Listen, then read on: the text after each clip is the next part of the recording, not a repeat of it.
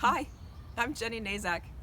Oh, yeah. It's Yes. my urban garb. I've got my cup, Yes. I've got my spoon. Hmm. I even have a cloth napkin in here. Do you carry them all the time? Yeah, I carry a little cloth shopping bag in here. I can take this out and have a shopping bag. So it's just, I would forget. If I didn't have it with me, I would forget. So there's my shopping bag. I can unfold it and put fruit or whatever I'm shopping for in Where there. do you shop? I usually shop at the farmer's market or what is it called? Natural Concepts Revisited LLC over on Beach Street, over on ISB on the other side of the bridge. Okay. She takes delivery from local farms. I mean, there's a lot of cool stuff in town. There's a lot of sustainable stuff in town. Yes. Yeah. How long have you lived in Daytona Beach? 9 years. 9 years. Harvey Avenue. It's Harvey one block Avenue. south side. I always dreamed of living by the ocean, so it takes about 5 minutes or less to walk to the ocean, and it's That's great. Yeah. Yes. This is Gaillardia, Yes. and then muley grass. There is some Spanish needle, the white flower over there. All these things, people call them weeds. People who don't know what they are, they call them weeds and they think it needs to be mowed and all that. But these are actually all native flowers. They support pollinators. Yes. There's some June daisies over there. Yes.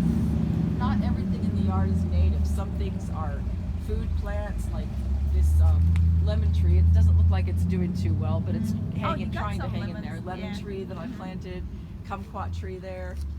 Oh, okay. Very pretty. Other things just kind of mixed in. Like I said, not everything is purely native, but when I first moved in here, this house, I bought this house in March 2018, and at that time this was just flat grass, and any water that landed would just pour onto the sidewalk. But it doesn't. And now when I water these plants with a gallon or more of water, I never see water running out to the sidewalk. That's I considered that one milestone. It was just dig a hole and add some enriched soil. Right. So do you add any fertilizers, or do you have to I water? add compost. I have to water. I catch water in a rain barrel, and I try to use rainwater Oh, you on do? it. Yeah. Okay. Yeah. Yes. Like less than 2 years Oh, old. okay. And hopefully I'll get they're some nice. This was an orphan. This was abandoned in my driveway, and so I put it in the ground. And there's some big that pine trees across the street. Australian pine It's tree?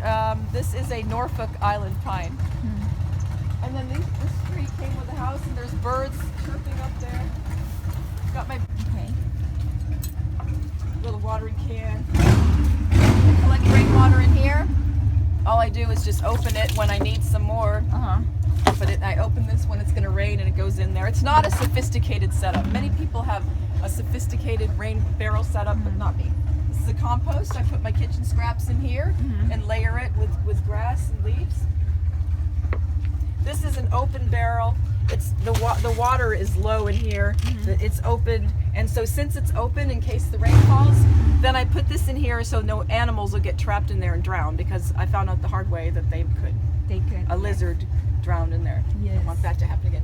Yeah, and that's another rain barrel. The water just comes on through there, but since it's got a screen, then nobody's going to drown. Then mosquitoes can come and all that, but I'd use it up very quickly.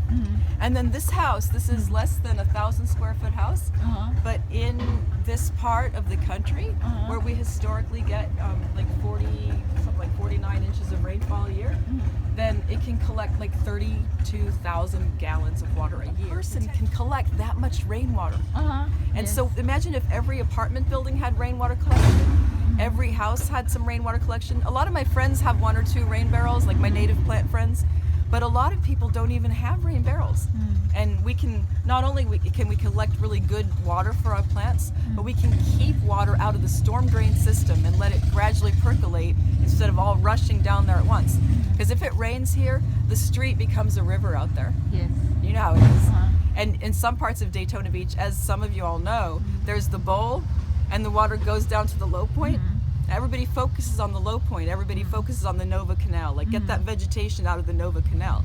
But really the collection points are everywhere up along that hill, right? Yes. So each one of us is a collection point for water. So actually you draw water We from draw water. We draw water from here. So like groundwater? Yes, groundwater. And it has that minerally groundwatery smell. But it's actually, there hasn't been saltwater intrusion. It's just fresh water. You can smell it. Really? Yeah. Oh my. That's an old school. Yeah, old school. Oh. So then when the power goes out, I always have water. Oh, so you changed from the electric pump to the hand pump. Oh Yeah. my goodness. Yeah. Yes. Very nice. As if I'm having an outdoor party or something. Yeah. Yeah, a neighbor gave me this old electric coffee maker, but it didn't have the inner parts to be able to make the coffee, so I just turned it into a hand wash station. Thank you. Okay, bye. Bye.